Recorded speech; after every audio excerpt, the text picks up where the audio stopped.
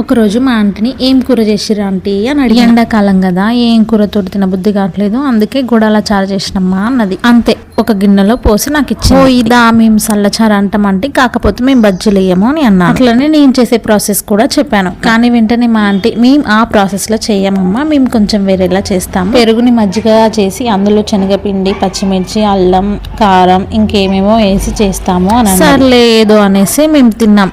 But taste మాత్రం అదిరిపోయింది. మా ఆంటీ చెప్పిన ప్రాసెస్ లోనే సేమ్ అట్లనే నేను కూడా ట్రై చేసిన, కానీ అట్టర్ ఫ్లాప్ అయింది నేను చేసింది. సర్లే అప్పుడు కుదరలేదు అని మళ్ళీ ఇంకోసారి చేసా, అయినా సెట్ అవ్వలేదు, ఆ టేస్ట్ రాలేదు. ఇక ఎందుకు వచ్చిన గొడవలు అనేసి నేను నార్మల్ ప్రాసెస్ లో అయితే మజ్జిగ చారు చేసేసి అందులో ఈ బజ్జీలు వేసి, ఆ టేస్ట్ రాకపోయినా ఇది కూడా చాలా మంచిగా అనిపించింది. సమ్మర్ కదా, ఓసారి మీరు కూడా ఇలా ట్రై చేయండి.